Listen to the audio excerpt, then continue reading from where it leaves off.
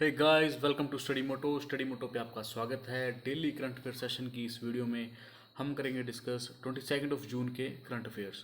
So let's begin here with the first question is, आपको बताना है which states pollution control board has issued a closure notice to oil India limited's operation in Baghjan oil field.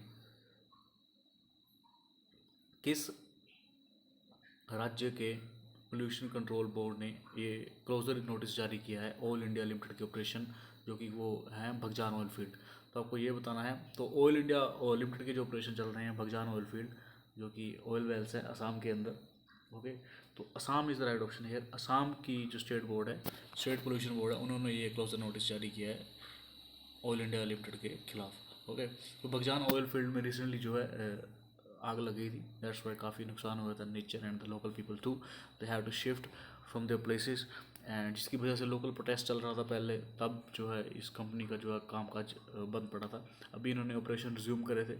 अभी जो है state pollution control board ने जो है notice दे दिया है कि they have to close their operation with the immediate basis. Okay, तो ये है बगजान ऑयल फील्ड, ये है असम के अंदर, और असम के बोर्ड स्टेट पोल्यूशन बोर्ड ने इनको नोटिस जारी किया है ऑल इंडिया लिमिटेड को।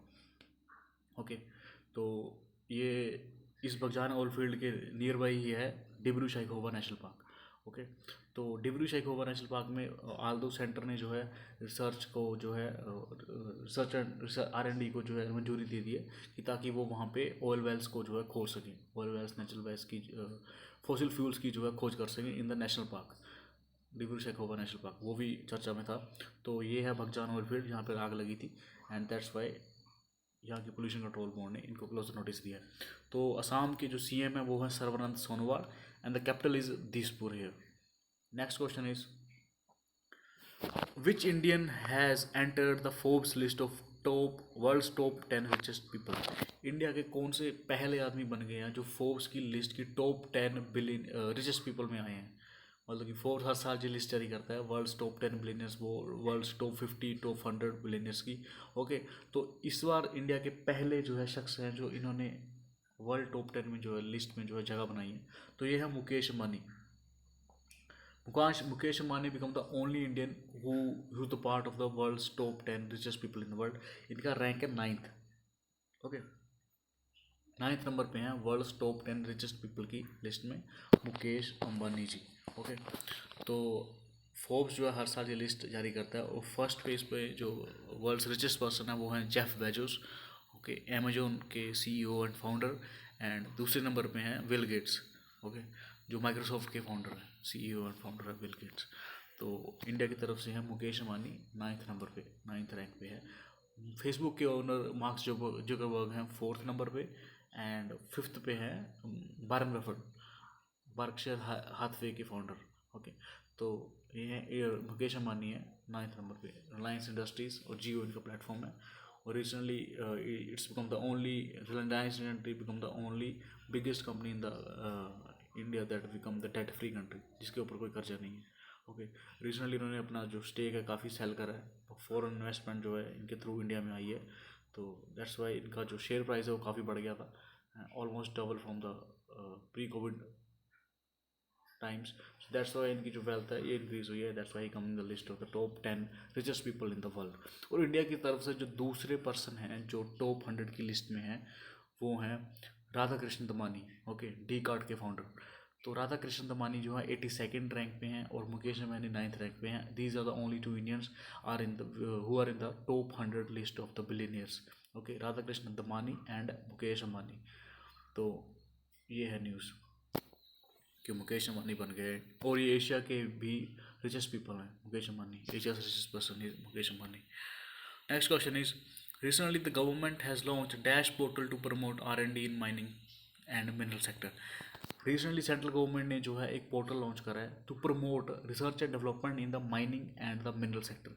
माइनिंग एंड मिनरल सेक्टर को प्रमोट करने के उसमें R&D को प्रमोट करने के लिए सत्यभामा पोर्टल जो है सेंट्रल गवर्नमेंट ने लॉन्च करा है।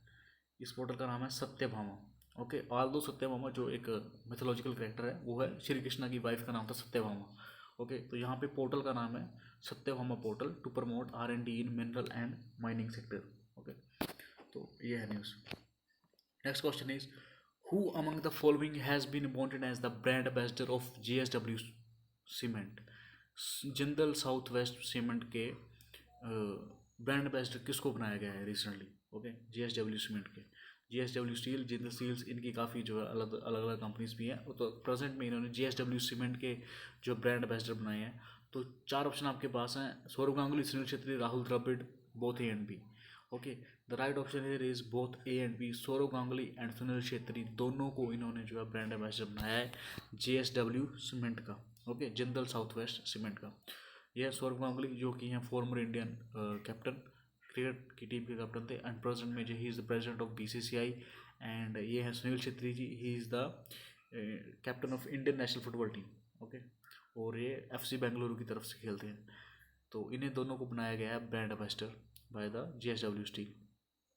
ओके, तो JSW स्टील इसका हेडक्वार्टर मुंबई में है, CEO is Nilesh Narvekar, that's all. JSW cement, ये दो जिन्हों को बनाया है इन्होंने अपना brand ambassador. Next question is which nation's radio stations have started giving weather bulletins of territories claimed by India?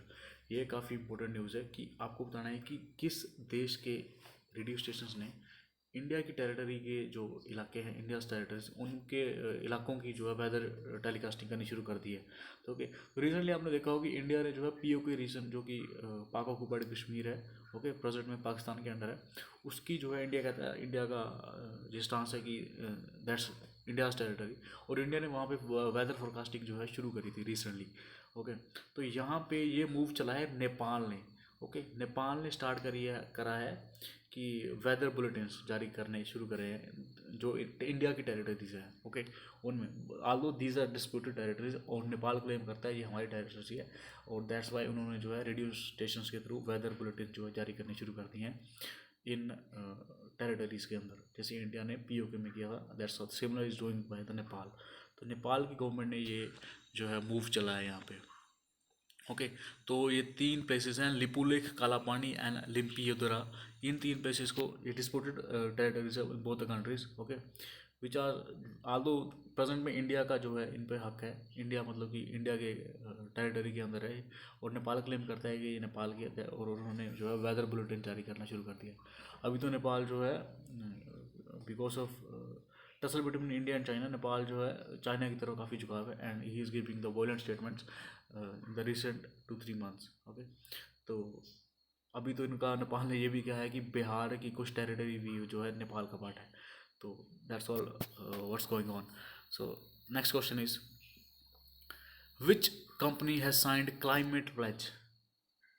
India की कंपनी है, उन्होंने क्लाइमेट प्लेज साइन करी है। Initiative taken by the Amazon and global optimism to become net zero carbon by 2040। India की किस company जो है climate pledge जो है साइन करा है to become the net zero carbon emission company by 2040? Okay, तो ये इनिशिएटिव जो है जेफ बेजोस लाया था, अमेजोन के फाउंडर, वर्ल्ड्स रिचेस्ट पर्सन, और अमेजोन एंड ग्लोबल ऑप्टिमिज्म ने जो है ये क्लाइमेट प्लेज लाया था। Okay, to become the net zero carbon emission करना है मतलब इन्होंने। तो इंडिया की कंपनी है इन्फोसिस। ओके, इन्फोसिस ने जो है इस क्लाइमेट प्लेज को जो है ज्वाइन करा है। ओके, और ये इनिशिएटिव जो है Jeff Bezos, founder of Amazon and founder of global Figueres, founder of global optimism, इन्होंने जो है इसको जो है ज्वाइन करा है। ओके, क्लाइमेट प्लेज को। ओके, सो इनका ये प्लेज ये है कि they become net zero carbon by 2040, 10 year ahead of Paris agreement. Paris agreement का जो है कि नेट जीरो जो है कंपनीज को जो है लाना है, इंडस्ट्रीज को लाना है, वो है 2050 के तक होना। तो इन्होंने जो है 2040, 10 year ahead of Paris agreement. तो इंडिया की कंपनी इन्फोसिस ने जो है, इंडिया की IT कंपनी है इन्फोसिस, इन्होंने जो है ये प्लेज जो है साइन करी है। इन्फोसिस फाउंड हुई थी 7 जुलाई 1981, और प्रेजेंट में इसकी जो CEO हैं वो है सलील परेख। ओके, फाउंडर इसके हैं नारायण मूर्ति, नंदन नीलकानी एंड SD सिब्बूवाल। हेडक्वार्टर है इन्फोसिस का बेंगलुरु, और ये IT कंपनी है इंडिया की। Next question is India become the non permanent member of UNSC, United nation security council, for dash term recently for the period of 2021 to 2022। Okay, तो आपको बताना है कि इंडिया कौन सी बार, मतलब कि कितनी बार पहले बन चुका है इंडिया, और इस बार कौन सा नंबर है इंडिया का जब इसने नॉन परमानेंट सीट जो है हासिल करी है इन द UNSC। ओके, तो ये है 8th इंडिया जो है 8वीं बार जो है यूएनएससी का मेंबर बना है, नॉन परमानेंट मेंबर बना है। ओके, तो यूएनएससी के 15 मेंबर्स हैं, 5 परमानेंट मेंबर्स हैं जिनके पास विटो पावर है। Okay, Russia, France, UK, US और चाइना, इन 5 कंट्री के पास वेटो पावर है। और 10 जो है नॉन परमानेंट मेंबर है, जिनमें हर साल 5 का जो है इलेक्शन होता है। और रिसेंटली इंडिया ने जो है इसमें एक सीट जो है हासिल करी है। तो इस इंडिया को 184 वोट्स पड़ते आउट ऑफ 193 कंट्रीज़। तो इंडिया जो है 8वीं बार जो है यूएनएससी का पार्ट बना है, मेंबर बना है। ओके, नॉन परमानेंट मेंबर का, यूनाइटेड नेशंस सिक्योरिटी काउंसिल का। ओके, तो ये है न्यूज़। और जो कंट्रीज़ जो इस साल जो इलेक्ट हुई हैं 5 कंट्रीज, वो है India, Mexico, Ireland, Norway and Kenya. ये 5 कंट्रीज जो है इस साल इलेक्ट हुई हैं। और यूनाइटेड नेशंस का हेडक्वार्टर है New York, that is in United states. Okay, और ये फाउंड हुआ था 24 अक्टूबर 1945 के अंदर। Next question is the center has granted how much emergency fund to the armed forces. Center ने जो है एमरजेंसी फंड रिलीज़ करा है टू द आर्म्ड फोर्सेस। दो तसल is going between India and China. Okay, तो उसके वेग में जो है इंडिया ने जो है एक एमरजेंसी फंड रिलीज़ करा है, तो वो करा है 500 करोड़ का। Option C is the right answer. 500 crore का इंडिया ने जो है एमरजेंसी फंड जो है ग्रांट करा है to procure for the procurement of the project for the 3 armed services to buy weapons and military hardware in the view of escalating border stand off with China. Okay, तो 500 करोड़ का emergency fund जो है release करा है central government ने। तो defence budget आपसे पूछा जा सकता है कि 2020 का जो डिफेंस बजट था वो कितने का था, तो ये था 3.3 lakh crore. Okay, defence budget था इंडिया का 3.37 लाख करोड़ का। Next question is gym Corbett national park is located in which state. आपको ये बताना है कि जिम कॉर्बेट नेशनल पार्क किस राज्य में है। जिम कॉर्बेट नेशनल पार्क ये इंडिया का ओल्डेस्ट नेशनल पार्क है और पहला नेशनल पार्क है इंडिया का। और पहले इसका नाम था Hailey national park. Okay, then become the Jim Corbett national park. Okay, तो ये है उत्तराखंड के अंदर। Option C is the right answer. Uttarakhand के अंदर है जिम कॉर्बेट नेशनल पार्क। ये न्यूज़ में इसीलिए है बिकॉज क्योंकि कोविड की वजह से, कोरोना वायरस की वजह से ये इस पे बंद किया हुआ था ये। ओके, तो because the tourist can't go there. Okay, in the national park, like safari जो करते हैं बंदे। ओके, तो उसको बंद करा था, अब इसको रीओपन करेंगे दोबारा से। Okay, that's why in the news Jim Corbett national park जो कि है उत्तराखंड के अंदर। ओके, तो ये 1936 के बना था एज हेली नेशनल पार्क, है ना। ओके, तो इसको पहले बनाया गया था to protect the Bengal tiger. Okay, जो कि जिनकी संख्या काफ़ी कम हो चुकी थी एट दैट टाइम। ओके, और अभी भी ये इंडेंजर्ड कैटेगरी में है बंगाल टाइगर। और नैनीताल डिस्ट्रिक्ट में जो है ये नैनीताल और पौड़ी गढ़वाल डिस्ट्रिक्ट ऑफ उत्तराखंड में ये लोकेटेड है। और इसका नाम है जिम कॉर्बेट, जो कि एक ब्रिटिशर्स थे और he is hunter and naturalist. और उत्तराखंड की जो कैपिटल है वो Dehradun and the second capital is Gairsain और Bhararisain and the CM is Trivendra Singh Rawat and the governor is Baby Rani Maurya. ये है news Jim Corbett national park है उत्तराखंड के अंदर। Next question is which of the following state or union territory has been planning a 10,000 bed makeshift hospital for the treatment of COVID-19 which would be the largest in the world? Okay, तो कौन सा राज्य और union territory सबसे बड़ा hospital बनाने जा रहा है जिसकी कैपेसिटी होगी 10,000 बेड की। ओके, कोविड-19 के पेशेंट्स को ट्रीटमेंट के लिए 10,000 बेड की कैपेसिटी का। और ये वर्ल्ड का सबसे बड़ा जो है हॉस्पिटल होगा जब ये बन जाएगा। ओके, तो ये जो बनाने की प्लानिंग जो है वो कर रही है Delhi government. Option B is the right answer. Delhi government is planning to make a hospital of 10,000 bed. Okay, सो दिल्ली की गवर्नमेंट ये करने जा रही है। ओके, तो दिल्ली के लेफ्टिनेंट गवर्नर है, ये काफ़ी इंपॉर्टेंट रहते हैं, अनिल बैजल। बिकॉज दिल्ली में हर टाइम जो टसल चल जाती है लेफ्टिनेंट गवर्नर और सीएम के बीच में। तो दिल्ली का जो सीएम जो लेफ्टिनेंट गवर्नर है ये काफ़ी इंपॉर्टेंट हो जाता है। तो दिल्ली के जो लेफ्टिनेंट गवर्नर है वो है Anil Baijal and CM is Arvind Kejriwal and deputy CM है Manish Sisodia. So that's all for today. Thank you for watching. Like, share, and subscribe for the better things.